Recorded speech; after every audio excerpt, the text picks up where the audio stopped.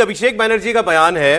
अमित शाह जी ने कहा था परिवर्तन होगा, तो उन्होंने कहा था ये परिवर्तन इसलिए लाना चाहते हैं कि फिर गुजराती तय करेंगे कि आप क्या खाएंगे, क्या पिएंगे, क्या पहनेंगे, क्या बोलेंगे। तो वो गुजराती वाला नैरेटिव, लेकिन जो है पिछली बार जितना ये बाहरी वाली बात चल गई, इस बार वैसा विमर्श अभी तक लग नहीं रहा कि बंगाल में कोई टीएमसी जो है वो बना पा रही है। मैं आपको एक उदाहरण दिखाता हूं। ममता बनर्जी की रैली का जो एक क्लिप पड़ा हुआ है इस खबर के बाद वाला, वो जरा भी निकाल करके चला दीजिए। एक बार पहले भी हो चुका है उनके साथ ये कि वो नारा लगवाती है और नीचे से भीड़ जो है नारा रिपीट नहीं करती है। इसके ठीक उल्टा हो रहा है। मोदी की हर डायलॉग पर, हर लाइन पर जबरदस्त जोश आवाज दिखाई देती है। अब यहां भी एक रैली में उनके साथ ऐसा ही हो गया। ममता जी कुछ नारा लगवाना चाह रही थी, कोई बोला ही नहीं। फिर उन्होंने उनको जाके उनको बोलना पड़ा माइक से, अरे ना भाई बोल रहे हैं ना बहन बोल रही है, क्या हो गया, मेरे पीछे आवाज लगाई। पिछली बार नोटबंदी के लिए बोल दिया था, जब कोई बोला नहीं, बोला नोटबंदी में लाइन में लगे थे ना। हाँ, पहले उन्होंने बोला कि एसआईआर की लाइन में लगे, कोई बोला ही नहीं। फिर बोला कि नोटबंदी में लगे थे, तो हम नोटबंदी में तो सब लगे थे, तब लोगों ने हाथ खड़ा किया। अब ये वाला आप वीडियो देखिए।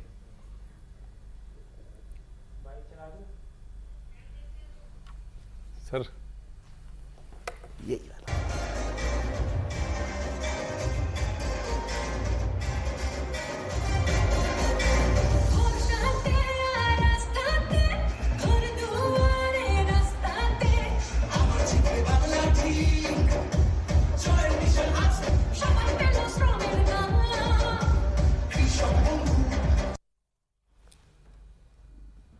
इसमें आवाज नहीं आ रही है, लेकिन ये वीडियो वही है। इसमें वो, जी हाँ, ये वही वीडियो है, लेकिन वो आप कह रही हैं लोगों से बोलने के लिए, तो ना भीड़ में से आवाज आई थी ना हमारे माइक में से आवाज आई। खैर, कुछ गलती हो गई, टेक्निकल फॉल्ट हुई। प्रोफेसर संगीत रागी जी आ गए। सर, बहुत स्वागत है आपका। तो मैं शुभेंदु अधिकारी का बयान हमारे पास है, वो आपको दिखाता हूं। फाइनल कॉमेंट सबका हो जाएगा बंगाल पर, आप क्योंकि चर्चा काफी हो गई है। शुभेंदु अधिकारी ने एक आंकड़ा दिया। उन्होंने कहा कि 177 सीट आ रही है इस बार भारतीय जनता पार्टी की। वो कैसे पहुंचे हैं, उन्होंने कोई सीट बार गिनती की होगी। 148 मैजिक नंबर है और उससे वो लगभग 29 सीट ज्यादा आने का दावा कर रहे हैं। देखते हैं। इस एरिया में बीजेपी पिछले लोकसभा चुनाव में 49% वोट मिला, तब एसआईआर नहीं हुआ था। एसआईआर का बाद यहाँ 55% वोट मिलेगा बीजेपी को, सब सीट जीतेगा। सबसे कम मार्जिन रहेगा 30,000 डिफरेंस, 30,000 से 50,000 के ऊपर सब प्रत्याशी। हमारी सबका नेता अमित शाह जी बता दिया 170 से नीचे नहीं आएगा, ऊपर कितना जाएगा जनता को मालूम है।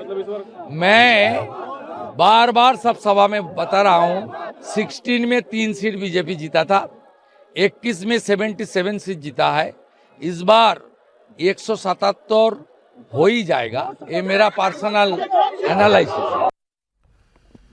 177 प्रोफेसर साहब, 177 भाजपा। देखिए, मैं तो पहला दिन से ये चीज कह रहा था 160 से 170 के बीच में, ये मैं पहले ही दिन से बोल रहा था।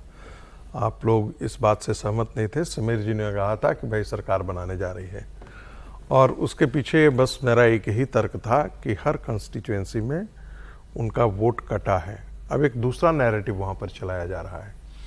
दूसरा नैरेटिव ये चलाया जा रहा है कि जो पहला फेज में वोट कटा था, वो मूलतः हिंदुओं का वोट ममता बनर्जी ने कटवाया था।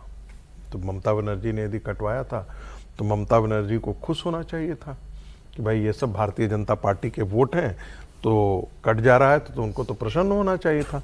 लेकिन वो उसी समय से ममता बनर्जी इसका विरोध करने के लिए सड़क पर उतर रही थी।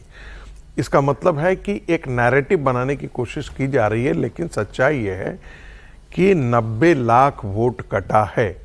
90 लाख में से मैं मान करके चलता हूं कि 80% वोट, 90% वोट वो वोट है जो ममता के पाले में जाती थी। अच्छा, अब वो वोट यदि खत्म होता है, एक क्रॉस द कॉन्स्टिट्यूएंसी 14,000 से 34,000 के बीच का मामला है जो वोट कटा है, एक क्रॉस द कॉन्स्टिट्यूएंसीज। ऐसे में मुझे लगता है जहां पर कई जगह 21% का वोट मार्जिन है, कहीं पर 15% है, कहीं पर 3% है, 5% है, 7% है।